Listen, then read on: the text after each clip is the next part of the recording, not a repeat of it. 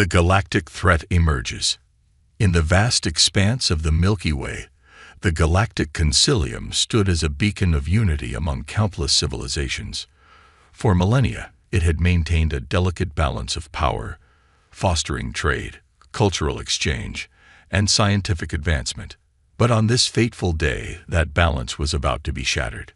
High Counselor Zorak, a being of crystalline form from the planet Lumina, stood before the assembly, her facets reflecting the worried expressions of the gathered representatives.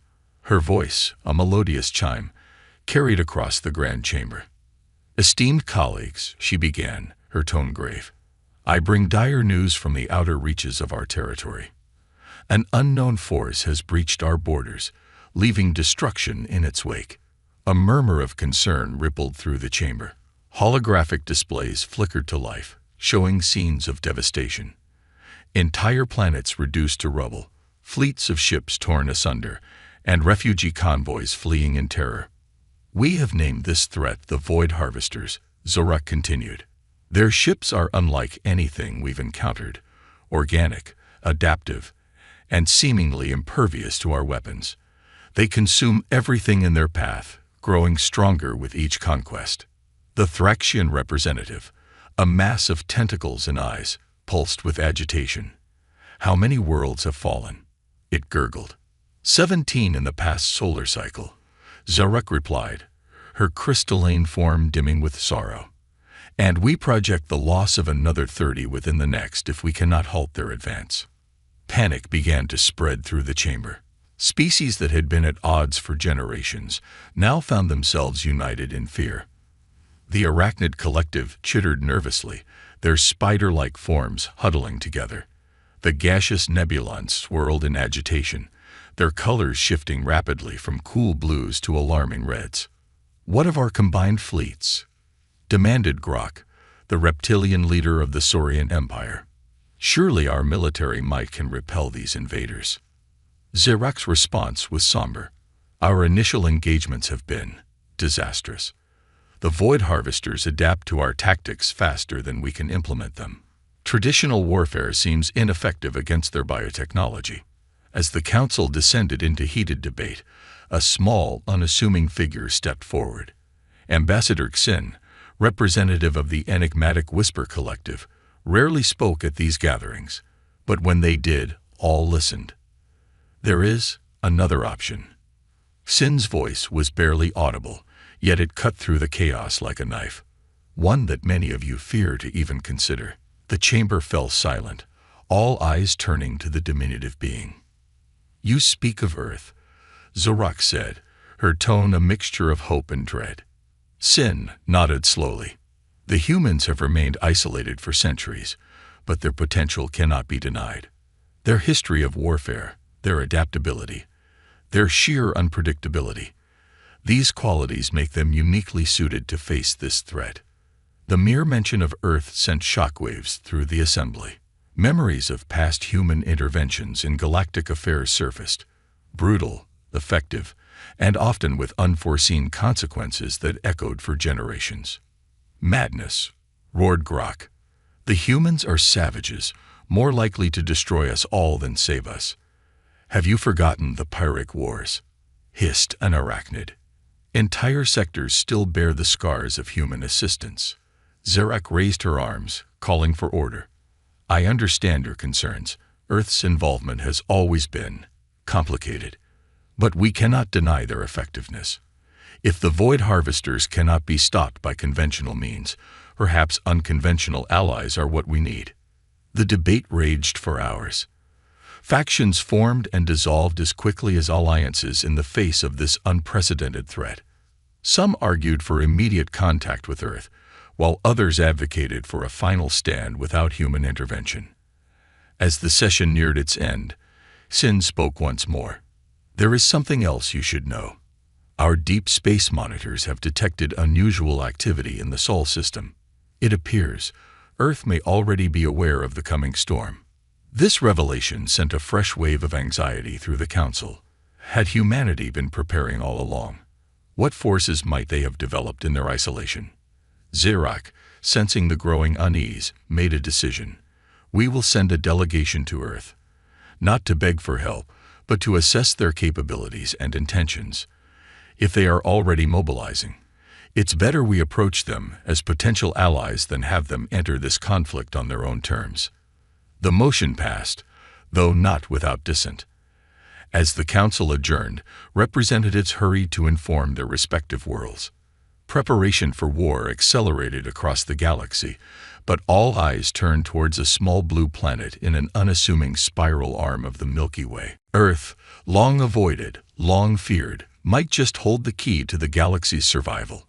But at what cost? The coming days would determine the fate not just of humanity, but of all sentient life in the cosmos. As the Galactic Consilium's emissaries set course for the Sol system, none could predict the seismic shift that was about to rock the foundations of galactic society. Humanity, in all its terrifying potential, was about to take center stage in the greatest conflict the universe had ever known. Earth's secret preparations. Deep beneath the Rocky Mountains, in a facility unknown to most of humanity, General Area Chen stood before a holographic display of the Milky Way. Red markers pulsed ominously, indicating the advance of the alien force that threatened the galaxy. Her weathered face, etched with the lines of countless tactical simulations and sleepless nights, remained impassive as she absorbed the data. "Status report," she commanded, her voice carrying the weight of humanity's future. Dr. Elias Makey, head of Earth's Xenobiology Division, stepped forward. His dark skin contrasted sharply with the stark white of his lab coat. "The Sentinel probes have confirmed our worst fears, General. The entity we've been tracking for the past decade has finally made its move. Our calculations suggest they'll reach Earth's sphere of influence within 2 years." Chen nodded, her mind already racing through potential scenarios. "And our preparations? Project Lazarus is at 89% completion," replied Colonel Sarah Hawthorne, the youngest person ever to achieve her rank. Her augmented eyes glowed faintly as she interfaced with the base's eye. "The orbital defense grid is fully operational, and the 1st Battalion of nanoforged troops will be combat-ready within the month." For centuries, Earth had maintained a facade of isolation, all while secretly monitoring the galaxy and preparing for the day when they would be called upon or threatened. The arrival of the Void Harvesters, as the Galactic Consilium had named them, was not unexpected. Humanity had seen the signs long before their galactic neighbors, and they had used that time wisely. "What of the Consilium?" Chen asked, turning to the final member of her inner circle. Ambassador Marcus Jave, Earth's secret liaison to the galactic community, cleared his throat. "Our deep cover operatives report that the Consilium is in disarray. They're considering reaching out to us officially, but there's significant resistance. Our reputation precedes us." A ghost of a smile flickered across Chen's face. Earth's previous interventions in galactic affairs had been calculated to create this very impression. A species too dangerous to provoke, too unpredictable to rely upon. It had bought them the time they needed to prepare. "Then we stick to the plan," Chen declared. "We wait for them to come to us. In the meantime, accelerate all projects. I want Lazarus at 100% within the week." As her team dispersed to carry out her orders, Chen turned back to the galactic display. Humanity had come so far since its first tentative steps into the cosmos. They had learned, adapted, and prepared in ways that would shock their galactic neighbors. Deep in the heart of the Sahara, vast underground factories hummed with activity. Here, swarms of self-replicating nanobots constructed weapons and defenses that defied conventional physics. Quantum entanglement drives, capable of instantaneous travel across vast distances. Armor forged from artificially created neutronium, nearly indestructible. And at the core of it all, the culmination of centuries of AI research, a tactical network that could process and adapt to new threats faster than thought. In orbiting shipyards, cloaked from both Earth's population and any prying alien eyes, a fleet like no other took shape. Ships that were more organism than machine, capable of regeneration and evolution in real time. At their helm would be the nanoforged troops, Soldiers whose bodies had been enhanced far beyond natural human limits, their minds linked directly to their ships and weapons. But Earth's greatest weapon remained its people, united in secret, prepared for a threat few could imagine. Humanity stood ready to unleash its full potential upon an unsuspecting galaxy. In a secure briefing room, Dr. Mbeki addressed a group of Earth's top scientists and military strategists. The Void Harvesters represent a type of life utterly alien to our understanding, he explained, gesturing to a holographic model of one of the invading ships. They're a collective consciousness, each ship a part of a greater whole. They don't conquer in the traditional sense. They consume. Planets, stars, even the very fabric of space-time is food to them. How do we fight something like that? Asked one of the generals, his voice tinged with awe and fear. Dr. Mbeki's eyes gleamed with the excitement of scientific discovery. By using their nature against them. Project Lazarus isn't just a weapons system, it's a virus. A virus designed to infect the Void Harvester's collective consciousness and turn it against itself. The implications were staggering. Earth wasn't just planning to repel the invaders, they were aiming to subvert and control them. Meanwhile, in a top-secret training facility beneath the Pacific Ocean, Colonel Hawthorne oversaw the final preparations of the nanoforge troops. These soldiers were the pinnacle of human evolution and technological integration. Their bodies were infused with billions of nanobots, capable of restructuring themselves at will. In battle, they could adapt to any environment, regenerate from grievous injuries, and interface directly with any technology. Remember, Hawthorne addressed the troops, her augmented voice resonating in their minds. You are the vanguard of humanity. You carry with you the hopes and dreams of every person on Earth. The enemy we face believes itself invincible, but they have never encountered anything like us. The soldiers stood at attention, their eyes glowing with the same inner fire as Hawthorne's. They were no longer merely human. They were humanity's ultimate expression of survival and adaptability. As Earth made its final preparations, a signal was detected at the edge of the solar system. The Consilium's delegation had arrived. General Chen received the news with calm determination.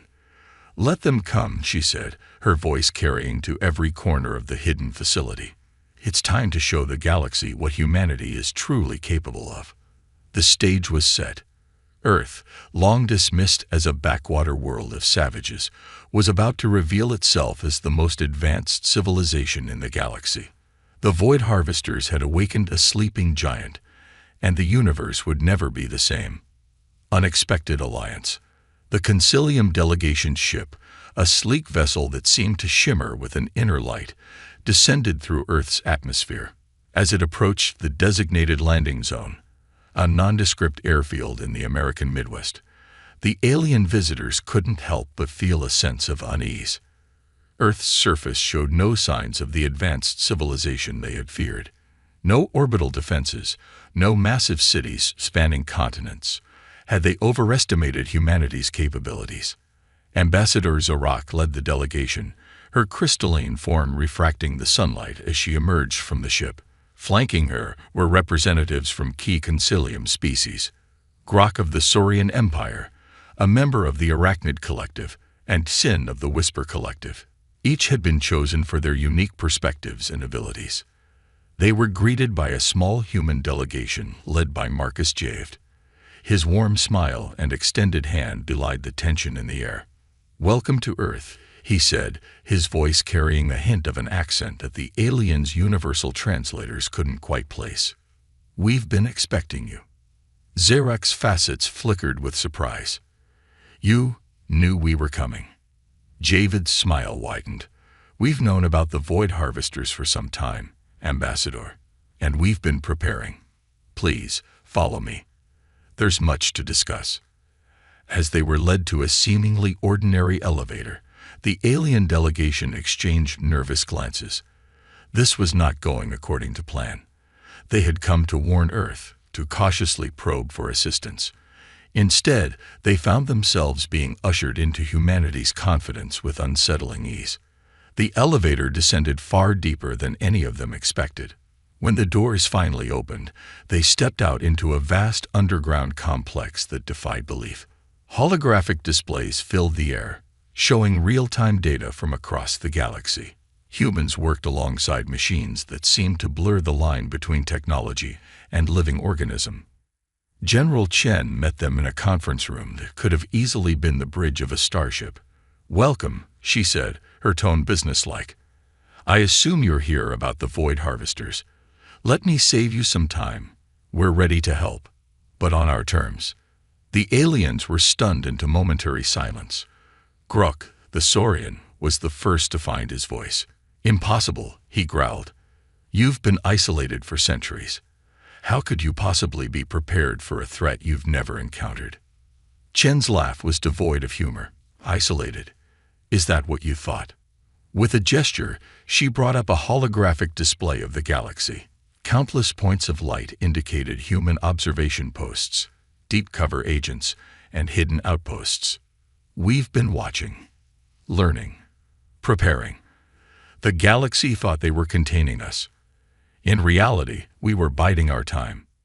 Zarek's crystalline form trembled with a mixture of awe and fear. "Why? Why go to such lengths?" "Survival," Chen replied simply. "Humanity has always understood that the universe is a dangerous place. We knew that one day we'd face a threat that would require everything we had to overcome. The Void Harvesters are that threat." Over the next few hours, the human leaders revealed the full extent of their preparations. The nanoforge troops, the quantum entanglement drives, Project Lazarus. Each revelation left the alien delegation more shocked than the last. Sin of the Whisper Collective, who had been silent until now, finally spoke. "You've surpassed every species in the Concilium," they whispered. "Why reveal this to us now? Why not simply deal with the threat on your own?" Jave stepped forward, his expression solemn. "Because this isn't just about humanity's survival. The Void Harvesters threaten all life in the galaxy. We may have the tools to fight them, but we believe that victory, true victory, can only be achieved together." It was a profound moment. The aliens began to see humanity not as a potential weapon to be wielded, but as partners in the truest sense. The fear that had brought them to Earth began to transform into hope. Negotiations began in earnest. Earth offered its technology and troops, but with conditions. They would not be subordinate to the Concilium, but equal partners. More than that, they demanded reforms. An end to the stagnation that had left the galaxy vulnerable, a commitment to shared scientific advancement. As the talks progressed, alarms suddenly blared throughout the facility. Dr. Mbeki burst into the room, his face pale.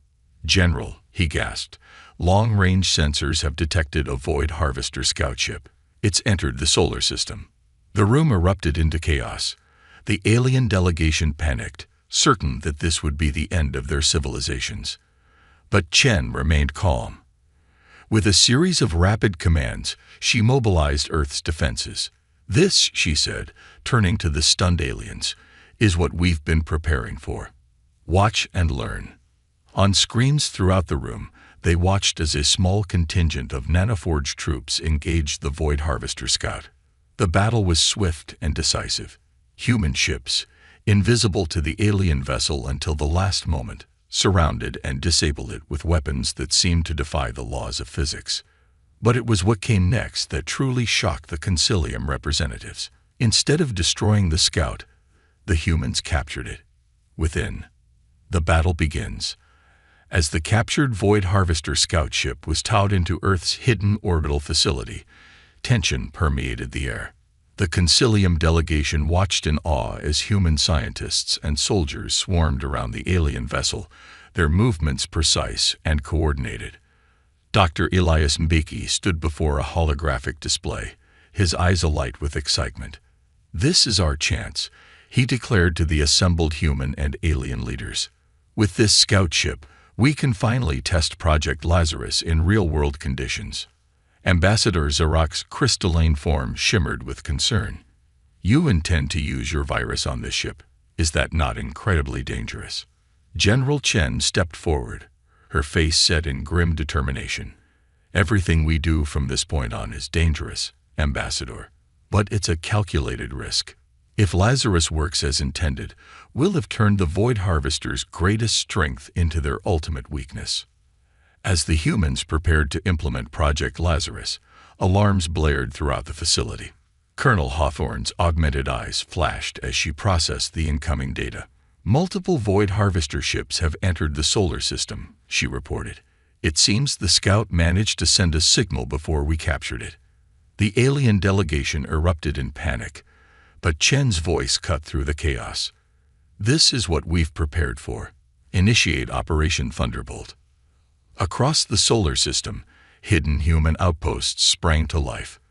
Massive energy shields enveloped Earth and its colonies, while quantum entanglement drives activated on thousands of ships, allowing them to appear instantly at strategic points throughout the system. The Void Harvesters, expecting to find a primitive world ripe for consumption, instead faced a defense network beyond their comprehension. Human vessels, piloted by nanoforged troops, engaged the alien ships in a dance of impossible maneuvers and devastating firepower. In the command center, the Consilium representatives watched in awe as humanity revealed the full extent of its military might. Ships that could alter their form mid-battle, weapons that seemed to bend reality itself, and soldiers whose enhanced bodies and minds made them more than a match for the Void Harvester's biological technology. By the eternal stars, Grok whispered, his reptilian features slack with shock. What have you become? Javed, standing nearby, offered a grim smile. We've become what we needed to be. The guardians of life itself. As the battle raged across the solar system, Dr. Miki and his team worked feverishly to implement Project Lazarus. The captured scout ship became a testing ground for the virus that humanity hoped would turn the tide of the war. Hours passed, marked by tense updates from the front lines. The human forces were holding their own, but the Void Harvester's ability to adapt was proving formidable. For every ship destroyed, 2 more seemed to take its place, each one stronger and more resilient than the last. Just as it seemed the defense might falter, Mbiki's voice rang out. It's done. Lazarus is ready for deployment. Chen didn't hesitate. Upload it to all nanoforged troops. Let's end this. What followed was a spectacle unlike anything the galaxy had ever seen. As the Lazarus virus spread through the Void Harvester fleet, ship after ship began to turn on its allies. The hive mind that had made them so formidable became their undoing, as conflicting commands tore through their collective consciousness.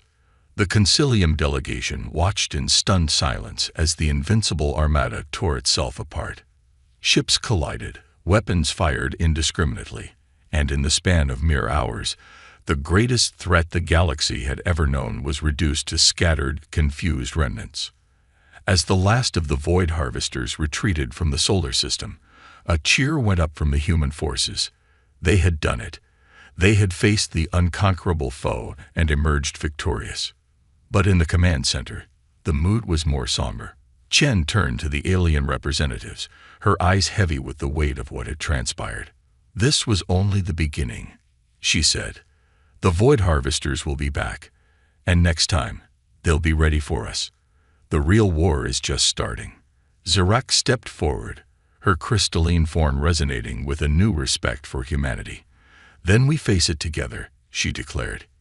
You've shown us what's possible when a species truly prepares for the worst. The Consilium, no, the galaxy, needs humanity's strength and innovation. As the human leaders and Consilium representatives began to discuss the future, a new era dawned for the Milky Way. Humanity, long feared and misunderstood, had emerged as the galaxy's best hope for survival. The road ahead would be fraught with challenges, but for the first time in eons, the diverse species of the Consilium felt a glimmer of true hope. The battle was won, but the war for the future of all life in the galaxy was just beginning, and humanity, in all its terrifying and awe-inspiring potential, would lead the charge. Humanity's triumph and aftermath. In the months following the Battle of Sol, as it came to be known, the galaxy underwent a transformation unlike any in its long history. Earth, once a hidden bastion of advanced technology, became the centerpiece of a new galactic order. The luminous spaceport, a massive structure orbiting Earth, bustled with activity.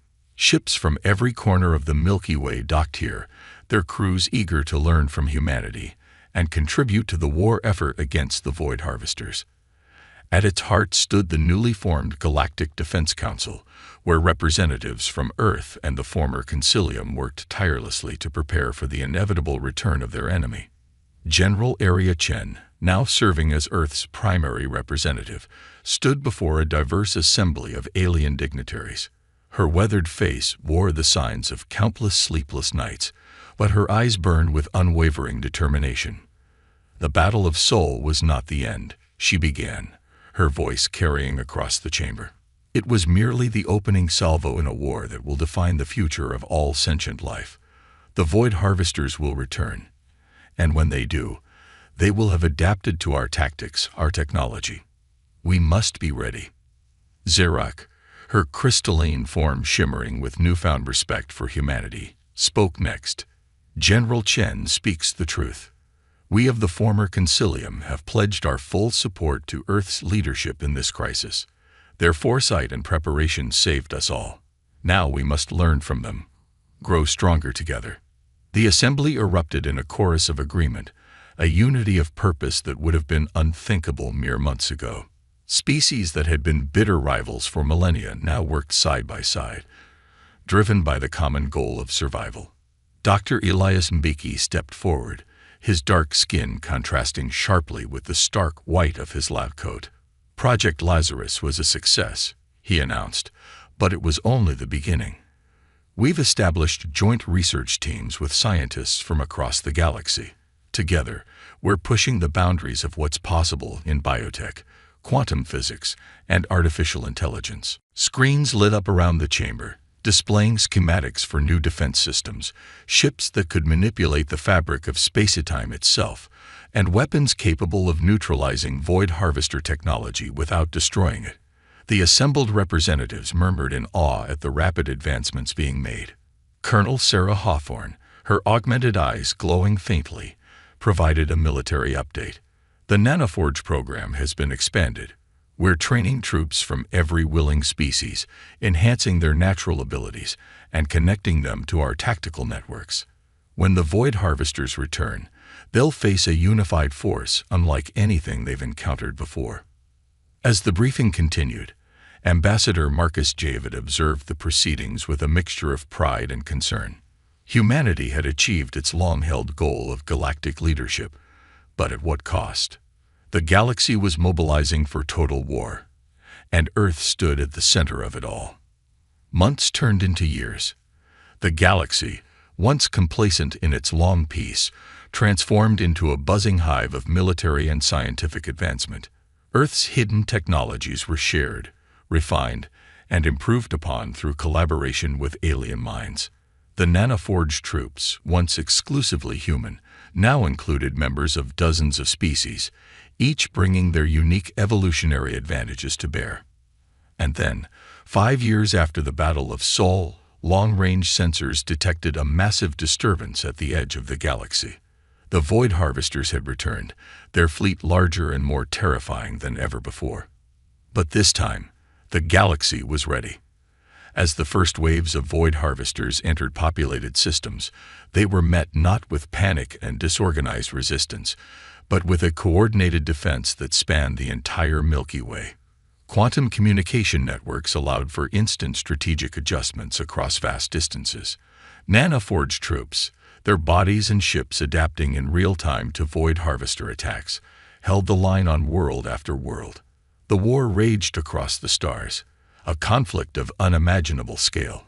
Entire solar systems became battlegrounds, the fabric of space itself warping under the strain of weapons beyond comprehension. But at every turn, the united forces of the galaxy pushed back, their strategies guided by human ingenuity and alien wisdom working in concert. In the final climactic battle, fought in the swirling chaos of the galactic core, humanity unveiled its ultimate weapon, a device that could manipulate the fundamental forces of the universe itself, turning the Void Harvester's consumption of reality against them. As it activated, a shockwave of restructured space-time cascaded through the enemy fleet, unmaking them at the most basic level. In a blinding flash of light that echoed across the cosmos, the Void Harvesters were no more. As the galaxy erupted in celebration, the leaders of Earth and their alien allies gathered once more in the luminous spaceport. The mood was one of exhausted triumph, the weight of their victory tempered by the cost of the long war. General Chen, her hair now streaked with gray, addressed the assembly. "We have won," she said, her voice carrying the weariness of one who had borne the weight of galaxies. "But our work is far from over. We must rebuild, heal, and ensure that we are never again caught unprepared for the dangers that lurk in the dark between the stars."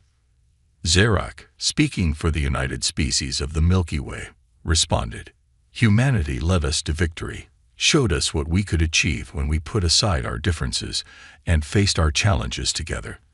Let this be the foundation of a new era, not just of survival, but of growth, exploration, and unity." As the assembly cheered, Jade stood quietly at the back, a small smile on his face. Humanity had emerged from isolation to save the galaxy, and in doing so, had forged connections that would last for eons. The future was uncertain, filled with both promise and peril, but one thing was clear: humanity and its alien allies would face it together. The Milky Way, once a fragmented collection of species bound by fear and mistrust, had been forged in the crucible of war into something greater. A true galactic civilization, with humanity at its heart, ready to reach out into the cosmos and shape the destiny of life itself. As the celebrations began, the stars seemed to shine a little brighter, bearing witness to the dawn of a new age, an age of unity, of purpose, and of endless possibility.